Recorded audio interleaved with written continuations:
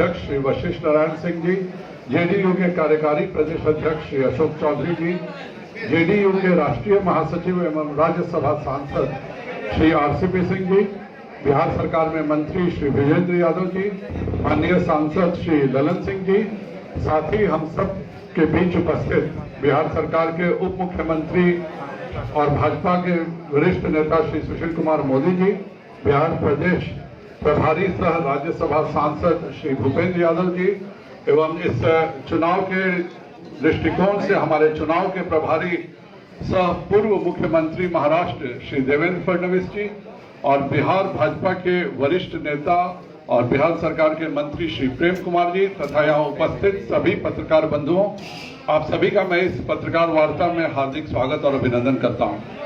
प्रधानमंत्री श्री नरेंद्र भाई मोदी जी के नेतृत्व में केंद्र में गरीब कल्याण को समर्पित मजबूत इरादों वाली एनडीए सरकार है।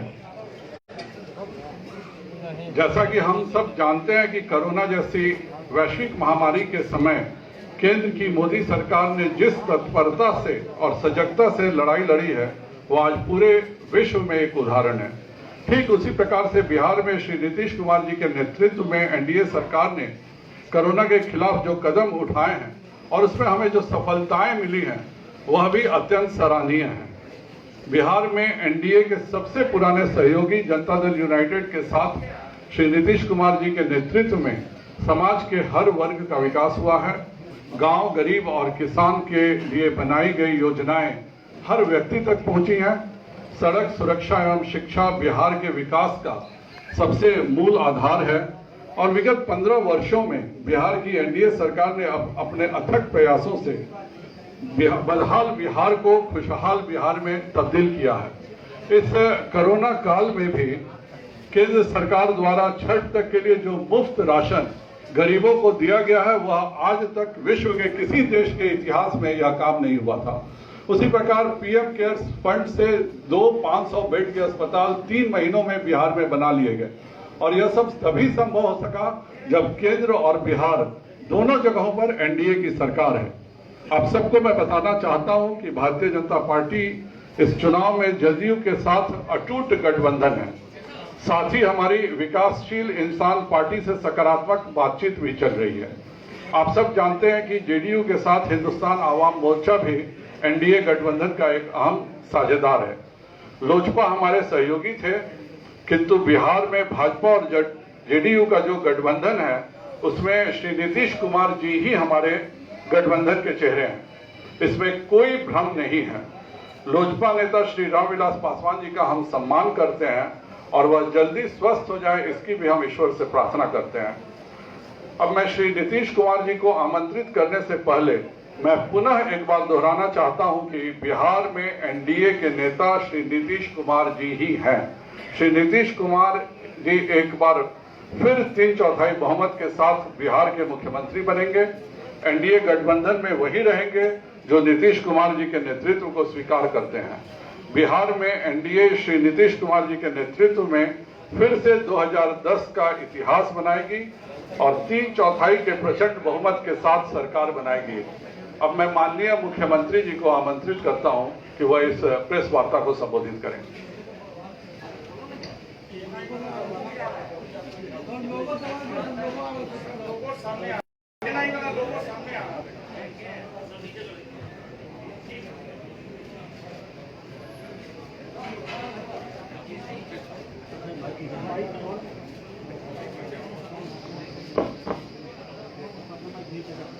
यहाँ पर इस कार्यक्रम में उपस्थित माननीय उप मुख्यमंत्री श्री सुशील कुमार मोदी जी, महाराष्ट्र के पूर्व मुख्यमंत्री श्री देवेंद्र फडणवीस जी, भारतीय जनता पार्टी के बिहार के संगठन प्रभारी श्री भूपेंद्र यादव जी, भारतीय जनता पार्टी के प्रदेश अध्यक्ष श्री संजय जायसवाल जी, हमारे साथी और बिहार सरकार के माननीय मंत्री प्रेम कुमार जी और यहाँ पर उपस्थित जनता दल यू के हमारे सभी सम्मानित नेतागण, प्रदेश अध्यक्ष वशिष्ठ भाई, कार्यकारी अध्यक्ष अशोक चौधरी जी, विजेंद्र यादव जी, आरसीपी सिंह जी, ललन जी, मैं सबसे पहले आप सब लोगों का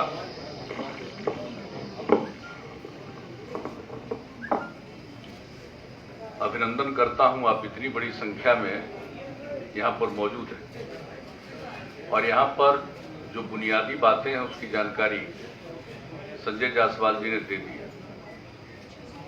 जो हम लोगों का गठबंधन है एनडीए, इसमें बातचीत हो चुकी है और हम लोगों की बातचीत पहले ही हो चुकी थी, लेकिन उसका कोई ऐलान नहीं किया गया था और अब उसके बारे में विस्तृत रूप से जानकारी दे दी जाएगी। आज इन्होंने बता दिया है जो जनता दल यू है उसके जिम्मे 122 सीटें दी गई हैं और उसी के अंतर्गत हम पार्टी को, जीतन राम मांझी जी की पार्टी को, उसी के अंतर्गत हम लोगों ने 7 सीटें दी। भारतीय जनता पार्टी के पक्ष में 121 सीटें हैं और उसी के अंतर्गत इन लोगों की बातचीत जो इन्होंने बताया कि अंतिम चरण है विकासशील इंसान पार्टी के साथ, उसी के अंतर्गत उनको सीटें देंगी। और जहां तक दोनों के बीच में कंस्टिट्यूएंसी का सवाल है, कौन कौन विधानसभा क्षेत्र किनके जिम्मे है, उसका भी निर्णय हो चुका है और मैं समझता हूं कि आज वो 122 और 121 तो है, तो बता दें लोगों को, या ऐसे ही आप रिलीज कर दिया जाएगा ये पूरे तौर पर कि किनके जिम्मे कौन सी सीट है। हम लोग मिलकर काम कर रहे हैं और बिहार के विकास के लिए जो भी काम है वो किया गया है और इसके बाद भी आगे मिलजुल कर हम लोग काम करेंगे। एक साथ काम करते हुए हम लोगों का एक लंबा अवसर है और जो कुछ भी बिहार में हुआ है इसके बारे में सब लोगों को जानकारी। कुछ लोगों के द्वारा बिला वजह बहुत सारी बातें की जाती है, मैं उन सब चीजों का कोई महत्व नहीं देता हूं। सबको मालूम है कि हम लोगों का अगर पिछले 15 वर्षों से हम लोग काम कर रहे हैं, 15वां साल है और उसके पहले 15 साल तक लोगों को काम करने का मौका मिला था, उनके द्वारा क्या किया गया था, क्या आर्थिक स्थिति थी, क्या रोजगार था, क्या कानून व्यवस्था की स्थिति थी, कितने बड़े पैमाने पर जो हत्याएं होती थी, सामूहिक नरसंहार की घटनाएं घटती थी, क्या नहीं होता था उस समय, कितने दंगे होते थे, सारी बातों से लोगों को मालूम है। और कहां कौन सा विकास का काम था, कहीं कोई सड़क था, कोई सड़क भी ठीक से था, एक भी काम नहीं था। कहां किस तरह से स्कूल चल रहा था, क्या हालत थी कॉलेजों की, यूनिवर्सिटी तक में जो शिक्षक थे, प्रोफेसर्स थे, उनको कब तनख्वाह मिलता था, कितने दिनों पर तनख्वाह मिलता था। हम लोग जब आए 2005 में और 2006 से जो हम लोगों ने काम करना शुरू किया, सब चीज समय पर करना शुरू किया, चाहे शिक्षा का क्षेत्र हो, स्वास्थ्य का क्षेत्र हो, विकास का क्षेत्र हो। और हम लोग प्रारंभ से कहते रहे न्याय के साथ विकास, यानी समाज के हर तबके का उत्थान और हर इलाके का विकास, वही काम हम लोग करते चले आ रहे हैं किसी भी क्षेत्र में। और इसके बारे में तो सबको पता है और किस तरह से हम लोगों ने काम किया। ये बता रहे थे अभी संजय जायसवाल जी, इधर की घटनाओं के बारे में कुछ जानकारी उन्होंने दे दी और कितना ज्यादा ये जो कोरोना का प्रकोप हुआ है दुनिया भर में, कोविड-19 से दुनिया भर के लोग प्रभावित हैं और कहीं नीचे जाता है फिर ऊपर जा रहा है। ये स्थिति एक दूसरे तरह की है, लेकिन हम लोगों ने बिहार में कितना काम किया। और आज अब देख लीजिए, जांच का भी सवाल है तो 10 लाख की आबादी पर जितनी जांच है बिहार में, देश का जो एवरेज है उससे भी 3000 ज्यादा है। हमारा देश के एवरेज से भी प्रति 10 लाख की जनसंख्या पर जितनी जांच हुई या हो रही है, उसमें भी हम लोग आगे हैं। और जहां तक सवाल है कि जो लोगों की मृत्यु होती है उसकी भी कमी है हम लोगों के यहाँ, और जो लोग ठीक होते जा रहे हैं उसकी 90% हर प्रकार से काम हो रहा है, लेकिन बहुत तरह की बात हो। जब ये हुआ और बाहर में जो लोग थे हम लोगों के, जिसको प्रवासी कहा जाता, मैं तो प्रवासी शब्द का पक्षधर नहीं, मैं शुरू से बोलता हूं। देश तो एक है, देश के अंदर कोई एक प्रांत का दूसरे प्रांत में जाता है, उसको प्रवासी कहना उचित नहीं।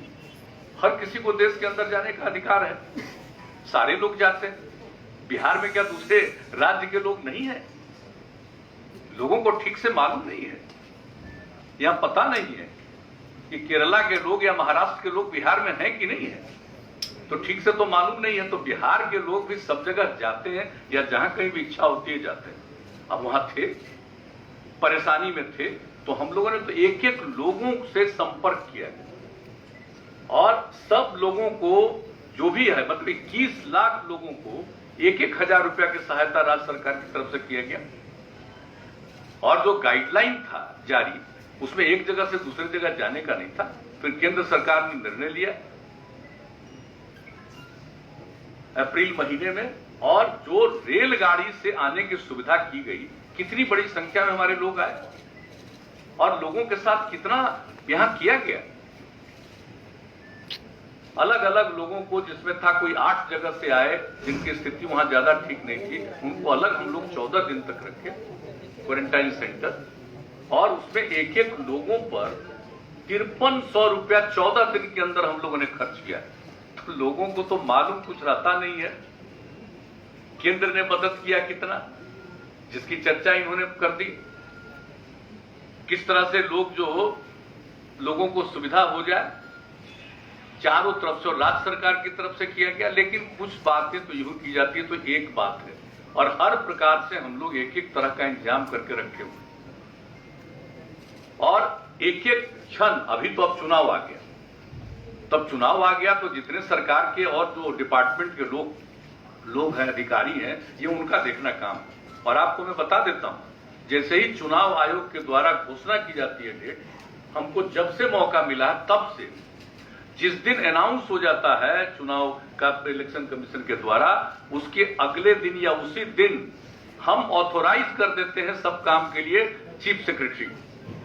तो इस बात को जान लीजिए, हम लोगों को तो इतना कम समय है और ऐसी परिस्थिति में चुनाव हो रहा है, तो सब लोगों को पूरी तैयारी करनी है। और हम लोग चुनाव कर रहे हैं, तो हम लोग तो अपने ढंग से जो काम है, और एक बात मैं बता देना चाहता हूं कि हम तो, जो हम लोगों का काम है लोगों की सेवा करना, तो हम लोग तो पॉजिटिव आधार पर जो काम किया है और जो काम कर रहे हैं, उसके आधार पर लोगों के बीच में फिर हम लोग जाकर के सेवा का अवसर प्राप्त करने की कोशिश करेंगे। जनता मालिक है, उनको तय करना है। लेकिन कुछ लोगों के द्वारा किस किस तरह का बयान दिया जाता है, मुझे तो आश्चर्य होता है। और आज तो हम कुछ अखबार में देख लिए कि जिसका जेडीयू से कोई रिश्ता नहीं है, उसका दिखा दिया कि आरजेडी ज्वाइन किया है। तो जेडीयू में है ही नहीं, अब वरिष्ठ नेता 2-3 अखबार में हमने देखा, आश्चर्य उसको लगता है। इसलिए हम तो आग्रह करके कि चीजों की जांच करके, अब फोटो छपा हुआ है, फोटो छपा है 2 अखबार, किसका बज रहा है भैया? तो वो कब हम लोग एमएलए बनाए, एमपी बनाए, 14 से ही अलग है। अब बताइए, कोई कहीं जाता? तो कुछ चीजों को तो देख करके मैं इतना ही कहूंगा, मुझको दुख नहीं होता। सवेरे मेरी आदत है अखबार पढ़ने की, तो हम जब सवेरे अखबार पढ़ते हैं, टेलीविजन तो उस तरह से हम देख नहीं पाते हैं काम के चलते। दिल्ली में जब तक थे तब तक 1-2 घंटा टेलीविजन देखते थे, अब नहीं देख पाते हैं। लेकिन अखबार पढ़ते हैं तो कभी कभी चीज को देख करके हंसी आती है।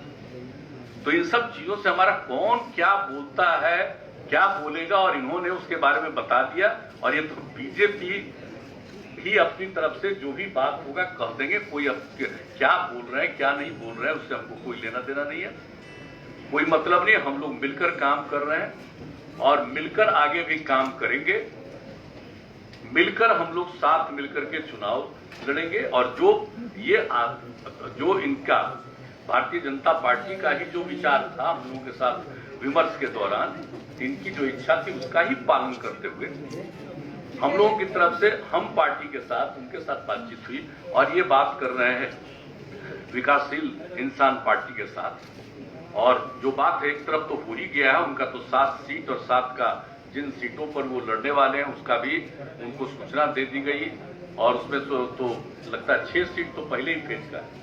तो ये सब का ऐलान, सब के बारे में सब लोगों को मालूम है, और विधिवत आज जो दोनों दल का है और दोनों दल के माध्यम से और लोगों को जो इसके साथ जोड़ा गया है, तो उनके बारे में भी पूरी बात, एक एक सीट के बारे में आप लोगों को उपलब्ध करा दिया जाएगा। और उसके बाद फिर जो कैंडिडेट हैं अपने अपने पार्टी के लोग, उसका भी ऐलान कर देंगे कि कौन कौन कैंडिडेट किस क्षेत्र के हैं, इसका भी ऐलान कर देंगे। तो हम लोग मिलकर काम कर रहे हैं, मिलकर काम करेंगे। हम लोगों के मन में किसी भी तरह की कोई गलतफहमी नहीं, और हम मानते हैं कि किसी को अगर कुछ कहने से उसको आनंद आता है, उसको पूरी आजादी है, जो इच्छा करे बोले, जो इच्छा करे कहे, अपना करता रहे, बोलता रहे, इससे हमको कोई लेना देना नहीं। एक बात हम बहुत स्पष्टता के साथ आज कह देना चाहते हैं, लेकिन हम लोग मिलकर, जैसा कि मैंने कहा है, काम करते रहे हैं, आगे भी काम करेंगे। किसी तरह का हम लोगों के मन में कोई कंफ्यूजन या किसी प्रकार की गलतफहमी नहीं। और ये स्वाभाविक है कि इस बार ये जो स्थिति रही है कोरोना की, अब इसमें कई चीजों को काम करने थोड़ा विलंब जरूर हुआ है। किसी भी चीज के बारे में निर्णय लेना, लोगों से बातचीत करना, वो सब होता है, लेकिन अब एक एक चीज के बारे में फैसला हो गया है, और लोग अपने अपने कैंडिडेट के बारे में भी अंतिम निर्णय लगभग ले चुके हैं। हम लोग तो कैंडिडेट के बारे में भी निर्णय ले चुके हैं, आपका भी निर्णय लगभग हो चुका है, तो इसका भी ऐलान बाद में कर दिया जाएगा। अभी तो सीटों के बारे में, कौन सीट से किस पार्टी के लोग चुनाव लड़ेंगे, इसके बारे में आज आपको जानकारी दे दी जाएगी। और मैं तो इतना ही कहूंगा कि भाई समाज में एक प्रेम का और भाईचारे का भाव रहना चाहिए, लेकिन ये तो हमको मालूम है कि मनुष्य का तो कुछ न कुछ हिस्सा ऐसा होता है जो इस प्रकार की बात करता है। ये कोई ऐसी बात नहीं है कि ये अस्वाभाविक है, ये बहुत ही स्वाभाविक है। आप देखिएगा कि चाहे लाख कुछ कर लीजिए, कुछ प्रतिशत लोग तो ऐसे होते ही हैं कि वो किस तरह से बोलेंगे, किस तरह की बात करेंगे, तो ये कोई ऐसी चीज नहीं है, ये तो चलता ही रहेगा, उससे कोई मतलब नहीं है। और जरूर बिहार को आगे बढ़ाना है हम सब लोगों को मिलकर के, एकदम बिल्कुल सक्षम बिहार हम लोग बना रहे हैं। और कितना तेजी से इसके बारे में तो हम लोग बोलते रहे। क्या बजट था भाई, कितना कम बजट था बताइए, और अब कितना बड़ा बजट है। 24,000 करोड़ रुपए का बजट होता था, और हम लोग 2,11,000 करोड़ रुपए तक पहुंचा दिए बजट से लेकर के एक एक चीज के बारे में। और वो सब बात होगी तो हम लोग डिटेल भी देंगे। नौकरियों के बारे में, कितने लोगों को नौकरी हम लोगों के कार्यकाल में मिली है, कितने लोगों को सेवा करने का मौका मिला है, एक एक चीज के बारे में। तो हम लोग तो इन सब चीजों के बारे में काम करते रहे और काम ही करते रहेंगे, यही हम लोगों का कर्तव्य है। तो अभी तो अपनी तरफ से इतनी ही बात करनी थी, अब बाकी तो नीतीश जी बहुत बहुत धन्यवाद। सर, माननीय मुख्यमंत्री जी ने विस्तृत बताया है, पर अब कोई प्रश्न हो आप सबको तो आप पूछ सकते हैं। सर आपके सरकार एबीपी जी थैंक यू सर। मैं जैनेन्द्र हूँ एबीपी न्यूज से। नीतीश जी, चिराग पासवान आपकी सरकार को नाकाम बता रहे हैं, उनके पिता मोदी सरकार में मंत्री हैं, जिनकी तस्वीर आपने मंच पे लगाई हुई है। सवाल ये कि क्या बीजेपी से सवाल है मोदी जी से कि क्या एलजेपी एनडीए का हिस्सा है कि नहीं है। और नीतीश जी आपसे सवाल है कि चिराग जो बार बार आप पर हमले करते हैं, क्या आपकी प्रतिक्रिया है, और उनके पिता मोदी कैबिनेट का हिस्सा है, आप क्या चाहेंगे कि क्या एलजेपी को के साथ बीजेपी अपना संबंध केंद्र पर भी तोड़े। देखिए, कौन क्या बोलता हम पहले ही कह दें, उसमें मेरी कोई रुचि नहीं है, जिसकी जो इच्छा वो बोलता है। लेकिन आपने श्री रामविलास पासवान की चर्चा की। अब रामविलास पासवान जो अस्वस्थ हैं, हम सब लोग चाहते हैं कि वो स्वस्थ हो। हम लोगों का उनसे एक लगाव है, अब बहुत पुराना लगाव है। लेकिन आप जो पूछ रहे हैं हमसे कि रामविलास पासवान जी अभी जो राज्यसभा में पहुंचे, तब बिना जेडीयू के मदद के पहुंचे, आप जरा बताइए तो कै गो सीट है बिहार विधानसभा में? 2 है ना। तो तो बीजेपी ने और जेडीयू ने तो टिकट दे करके राज्यसभा पहुंचाया। तो ये सब बात जो कोई बोलता रहता है, हमको उससे क्या मतलब है? और आप जरा बता दीजिए कि जो पार्लियामेंट का चुनाव हुआ जिसमें 6 सीट मिली, तो कौन नहीं होगा? कितना कितना बार मेरे साथ रामविलास पासवान जी गए, सुशील मोदी जी, हम और रामविलास पासवान जी कई जगह मीटिंग में गए, जरा बताइए। तो हम लोग तो सब दिन से सहयोग करते रहे। आप कोई के मन में क्या बात है, इससे हमारा कोई लेना देना नहीं है। और उसका एक पक्ष जो कहा उसके बारे में तो आप लोग बता देंगे। बता दीजिए सुशील मोदी जी, बता दीजिए क्या एनडीए का हिस्सा है लोजपा या नहीं, स्पष्ट कर दीजिए। देखिए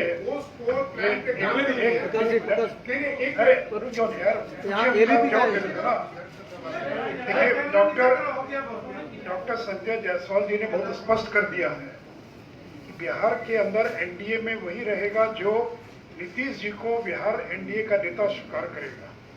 और इस चुनाव में भारतीय जनता पार्टी ने नीतीश कुमार जी को मुख्यमंत्री का उम्मीदवार घोषित किया है। कल सरकार निश्चित बनेगी तो मुख्यमंत्री भी नीतीश कुमार होंगे। इसलिए नीतीश कुमार को जो अपना नेता स्वीकार करके काम करेगा वही एनडीए के अंदर बिहार के अंदर हिस्सा होगा। और रामविलास जी तो केंद्र में मंत्री हैं ही, वो केंद्र में मंत्री अस्वस्थ हैं वो। और जैसा भी कहा डॉक्टर संजय जायसवाल जी ने कि अगर वो स्वस्थ होते तो शायद आज ये स्थिति पैदा नहीं होती। इसलिए कोई इफ एंड बट का सवाल नहीं है। अब मैं मीडिया से भी आग्रह करूंगा, कोई कंफ्यूजन मत रखिए। आज का संबंध नहीं है, 96 से लेकर आज तक बीच के कुछ 2-3 वर्षों के कार्यकाल को छोड़ दें, इतना लंबा अनुभव और कार्यकाल हम लोग का रहा है, तो कोई इफ एंड बट नहीं है। और कोई बीजेपी, जेडीयू और साथ में वीआईपी पार्टी और हम पार्टी, ये 4 दलों का गठबंधन है। और इसलिए आज ये भी आपको बताया गया है कि अगर आवश्यकता पड़ेगी तो चुनाव आयोग को हम लोग लिख कर देंगे, क्योंकि सूचना मिल रही है कि बहुत सारे निर्दलीय लोग भी या अन्य जो इतने दर्जनों दल बने हैं बिहार में, वो हो सकता है कि कोई मुख्यमंत्री के फोटो का इस्तेमाल करे, कोई हो सकता है प्रधानमंत्री के फोटो का इस्तेमाल करे। तो हम लोग आवश्यकता पड़ेगी तो चुनाव आयोग को ये लिख कर देंगे कि ये जो 4 दल मिलकर चुनाव लड़ रहे हैं, यही लोग केवल प्रधानमंत्री के चित्र का इस्तेमाल कर सकते हैं। अगर अन्य कोई दल चित्र का इस्तेमाल करता है तो चुनाव आयोग को जो उनकी अपनी धाराएं, अपना कोड है, उसके अनुसार और वो कार्रवाई करने के लिए स्वतंत्र होंगे। आप लोग नीतीश कुमार को, अगर आपके स्ट्राइक रेट आपका अच्छा हुआ तो जितना स्मॉलर एलाइज आप लोग नीतीश अरे कुमार भाई, को कम करेंगे। एक बार जब घोषणा कर दिया तो कोई इफ एंड बट नहीं है। जितनी भी सीटें जिसको आए, नीतीश कुमार जी को 2 लगातार हमारे मुख्यमंत्री हैं, जब हम साथ में रहे हैं, आज भी मुख्यमंत्री हैं और आगे भी बिहार के इस गठबंधन के वही उम्मीदवार हैं और वही मुख्यमंत्री रहेंगे। इसमें संख्या किसको क्या आई, नहीं आई, क्या हुई, इसका कोई संबंध नहीं है। इसलिए कहीं कोई कंफ्यूजन न रहे। और मैं मीडिया से भी आप पोस्टपोनी की तो बात कर रहे हैं, और क्या कर रहे हैं? मैंने तो कह दिया ना आपको। चिराग पासवान पर रिएक्ट करने में 48 घंटे लगाते हैं। अरे भाई, निकाला हुआ में कुछ हो तो ट्वीट करने में 2 मिनट लगाते हैं। चिराग अब पासवान ट्वीट कब करें ये भी आप तय कीजिएगा मनीष जी। आप तय कीजिएगा। आपके घटक दल के नेता हैं, आप इतने देर लगा एक ही व्यक्ति सब नहीं पूछे प्रश्न।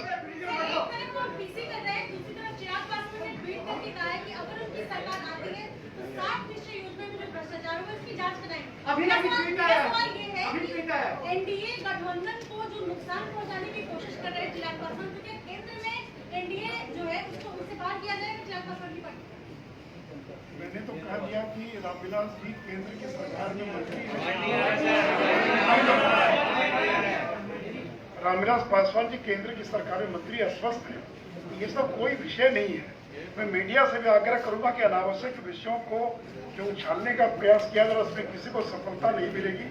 ऐसा अटूट गठबंधन है, इसलिए हम लोग मिलकर चुनाव लड़ रहे हैं।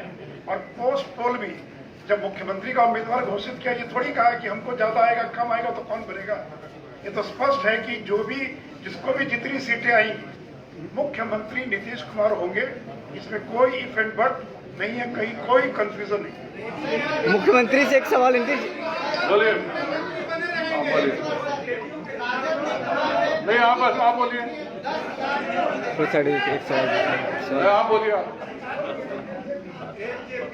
केवल जेडीयू के खिलाफ चुनाव लड़ रहा है, क्या उसका नुकसान जेडीयू को होगा? क्या मंत्री जी, बीजेपी के कार्यकर्ताओं में कंफ्यूजन नहीं तो होगा मोदी जी, जिस तरह से अरे भाई, यहाँ पर भूपेंद्र यादव जी बैठे हैं, फडणवीस जी बैठे हैं, और अमित शाह जी ने और प्रधानमंत्री जी ने 1 दर्जन बार नीतीश जी के बारे में सारा स्टैंड और सारी चीजें स्पष्ट कर दिया है। उसके बाद भी सवाल पूछ रहे हैं तो आश्चर्य लगता है। इसके बाद और क्या चाहिए स्पष्टता? एलजेपी किसके खिलाफ उम्मीदवार को उतारेगी? और मैं अनुरोध करूंगा माननीय उप मुख्यमंत्री जी से कि इस प्रेस वार्ता को धन्यवाद देते हुए। सर एक सवाल है, सर एक सवाल है, मुख्यमंत्री से एक सवाल है सर, एक सवाल है सर, एक सवाल है सर, मुख्यमंत्री जी से एक सवाल है मेरा। और मैं अनुरोध करूंगा कि माननीय भूपेंद्र जी से कि वह सभी को संबोधित करें। एलजेपी किसके खिलाफ उम्मीदवार उतारेगी, जल्दी बताइए।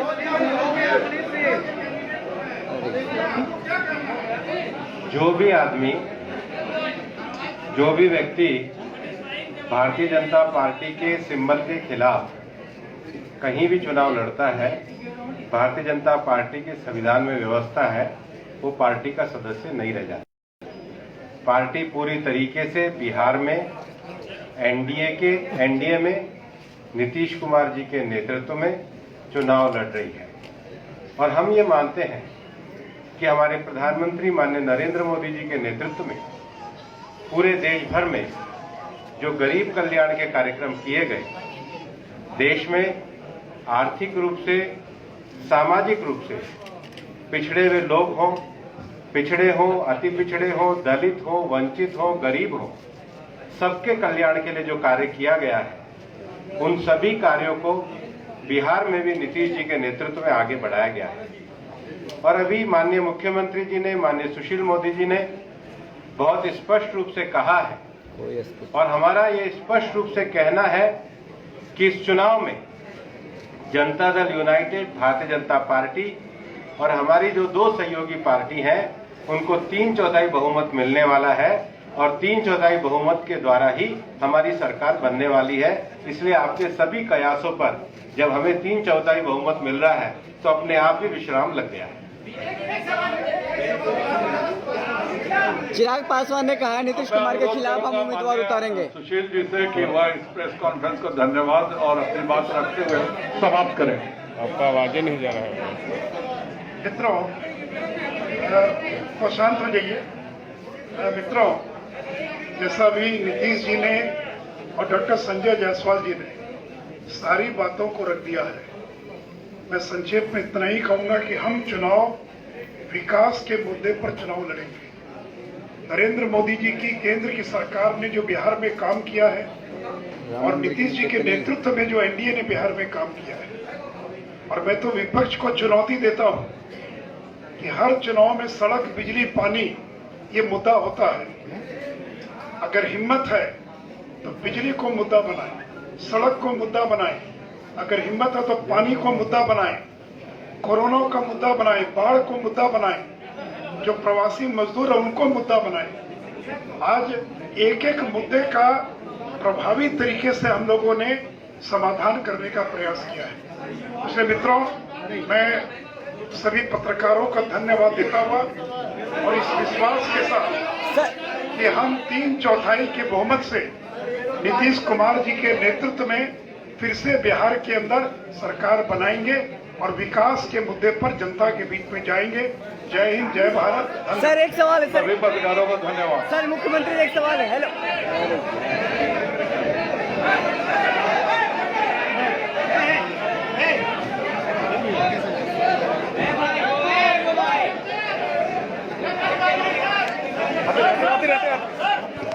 जैसा कि आपने देखा अभी प्रेस कॉन्फ्रेंस चल रही थी, प्रेस कॉन्फ्रेंस में तमाम